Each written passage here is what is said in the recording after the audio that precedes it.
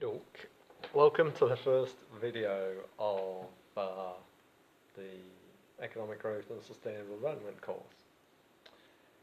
And I've got a kind of new idea this year to try and go through the models on videos, so then we can actually talk about the economics more in class, and you've got the math on video.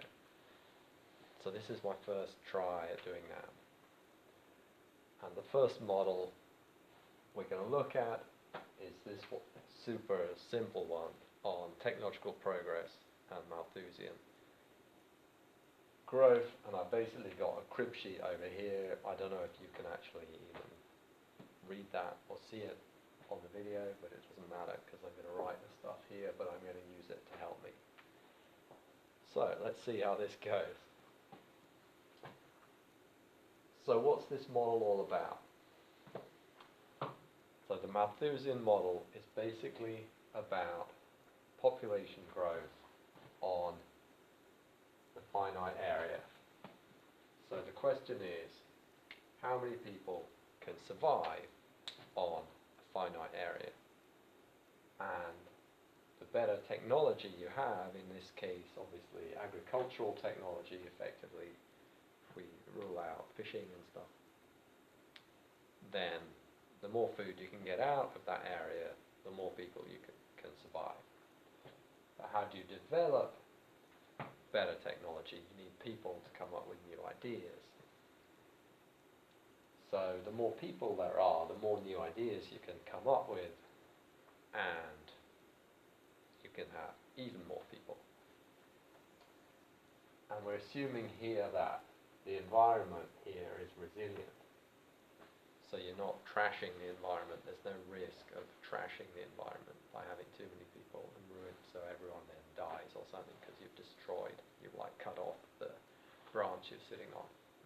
We can have models like that, but this isn't one of those. Okay, so what's the model? We've got a production function, y equals ALL to the 1 minus alpha, ARR to the alpha. So we've basically got two inputs, labor and resources, and each input has an associated level of productivity, which is essential for the units to balance. So if this is like workers and this is like tons of food, then this is per year, then this is going to have the units of tons of food per worker per year. And if this has hectares, then this is going to have units, tons of food per hectare per year. So then both of these terms have units, tons of food per year, and you can see that the units balance. So these are productivity factors. Okie doke. And if we divide through by L, we get y over L is AL to the 1 minus alpha times ARR over L to the alpha. So we've lost an L to the 1 minus alpha from the top line, and we've added an L to the alpha to the bottom line, which all adds up to dividing through by L. So why did we do that? Well, it's because we can call big Y over L, we can call it little y. This is tons of food per person per year, which we can relate to population growth, right? Because if you're getting more than a certain amount of food per year, then you're able to survive, and if you're getting even more than that, you're able to reproduce. And the more food you've got, the more you can reproduce. So we're going to link this to population growth. Now then, I'm going to stop the video here and have a think. Okay, 15 seconds later, here I am again. So the third equation is a kind of a standard equation from population theory, biology. And it says, well, it's this. Theta times LT 1 minus LT over LT star. So this is a logistic, what's called a logistic growth function. So LT plus 1 minus LT, that's the number of new extra people, isn't it? Yeah, so if this is positive, the population is growing. And it's theta, that's a theta,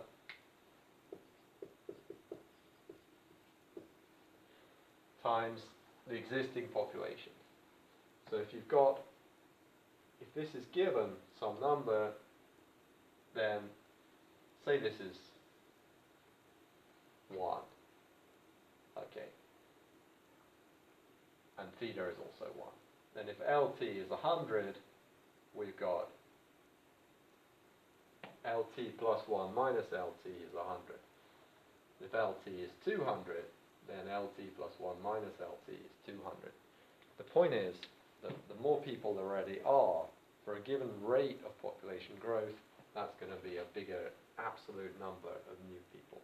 Okay. So that's what this is doing. And what's this? So LT star is basically the sort of carrying capacity or the long run level of population. How can we see that? Well, if LT and LT star are equal, then this is 1 and this is 0, so there's no change in population from one period to the next. But if LT is bigger than LT star, then this is more than 1, this is negative, population is falling. If LT is smaller than LT star, this is less than 1, population will rise. Okay, so this is just a nice little way to get population to approach this level. If it's less, it'll approach it from below. If it's more, it'll approach it from above. Okay.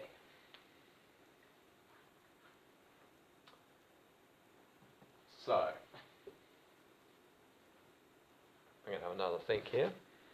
Okay. So what we do next is define some level of y, which we call y bar. Okay. And what's special about y bar? Y bar is the amount of food you need just to survive. Okay. To keep, if everybody's got that amount of food, the population will be stable. Okay. So it's not just about the individual surviving, it's also they've got enough to exactly reproduce and have like 2 kids per couple, so to speak. So when everybody's got y bar to eat, the population is stable. We just define y bar that way. So, but the population is stable when L is equal to L star.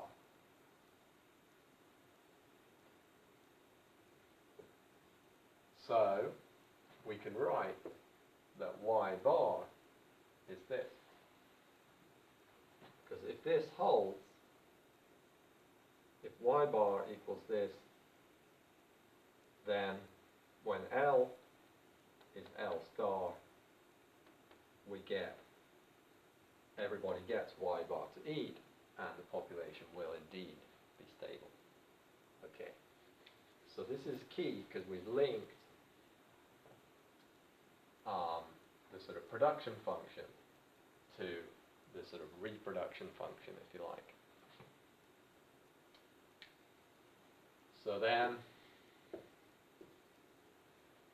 we can rearrange this to get an expression for L star. So if we raise everything to the 1 over alpha, we get y bar to the 1 over alpha is 8L to the 1 minus 1 alpha over alpha times AR R over L star. Okay, and then we can multiply by L star and divide by y bar to the 1 over alpha to get L star is ARR over y bar to the 1 over alpha times AL to the 1 minus alpha over alpha. Okay, so we've got our carrying capacity in terms of these given things: the land area, the land productivity, the labour productivity, and the amount of food everybody, each individual needs to survive. Okay. So if you kick things off and just assume that there's some initial level of L, AR, AL, then, and of course we've got the levels of R and Y bar there just given, we can work out L star, we can work out the rate of change of population, and we can track what happens. And the population will approach L star. Okay, so far, so good. I'm now going to do some rubbing out. Okay, so we've got a model which is giving us an answer for the carrying capacity. And crucially, it's an increasing function of labour productivity. I'll start it.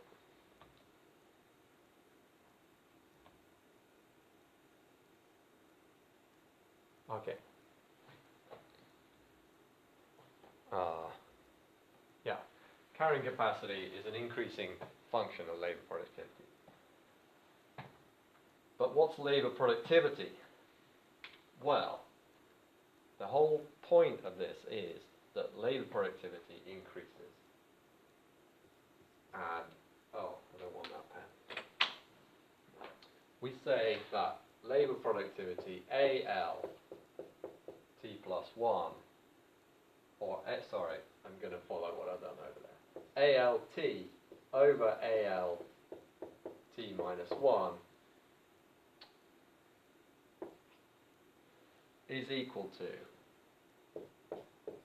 1 minus delta. So what's this? This is saying that this period's knowledge divided by last period's knowledge is a bit less than 1. Delta is something small. So this is basically saying knowledge depreciates slowly. So everything else equal, if we just sort of do nothing with our knowledge, at one period later, say it's 20 years or something, we'll have lost a little bit. We'll have forgotten something. But luckily, there's also a term which is helping to boost our knowledge, which is this. Zeta times omega LT minus 1 to the phi. Okay, a few Greek letters here. Zeta, capital omega phi. Okay, so what's going on here? The new knowledge created is an increasing function of the number of people there are kicking around. So it's just like for each person there is, the more new knowledge. If phi is 1, they would just, each extra person would add a bit of extra knowledge each period. It's kind of exogenous, we're assuming they just come up with something. Phi is actually less than 1 in the model because we assume that people tend to come up with similar ideas to each other. So we can't just add up each person's ideas to get 2 ideas. Because if they're in the limit of phi being 0, all the ideas would be the same, and you only need 1 person.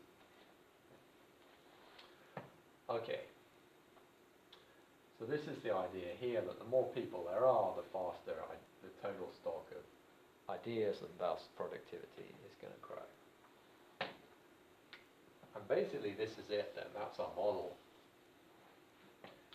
And then it's all about a parameterization. And basically we parameterize it to start it off in a situation where you've got a population that is just big enough to maintain a stable stock of ideas and even increase it very slightly, which is also at or close to the carrying capacity for the given productivity levels. So what then happens, assuming that the population is big enough so that this term is bigger than this term, then over the periods AL is going to grow initially extremely slowly, but as AL grows very slowly, L star grows, and then through the logistic growth function, L grows. And as L grows, the accumulation of knowledge starts to accelerate. L star grows faster, L grows faster. And what happens? This is time, and this is population. We have a long period of very slow population growth, but once it finally gets going and L starts really growing significantly so that this gets a lot bigger, it takes off big time. Okay. Which is what we see in the data.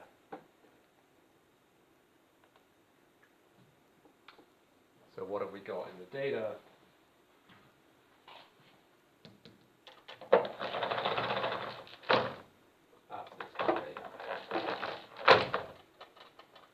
So what have we got here? This is a linear scale. This is a log scale, so that's kind of flattening this off. Otherwise it would be steeper. What we're seeing is that people's annual average production per capita is more or less staying the same over the whole period. Population is growing very, very slowly and then finally starts taking off. And around about 1700 it's going way up. And of course this is in line with the model. Not just this accelerating growth, but also the fact that people stay more or less on the breadline. So the whole of this period from 20, 30,000 years ago and longer ago than that, through to 1700, the typical household has got more or less enough to eat, enough shelter and so on to survive and have kids, but not enough to have any excess. And beyond that, of course there are exceptions, the kings or whatever, the very high status individuals, but vast majority of people are close to the minimum level. And that, I think, is that on that model.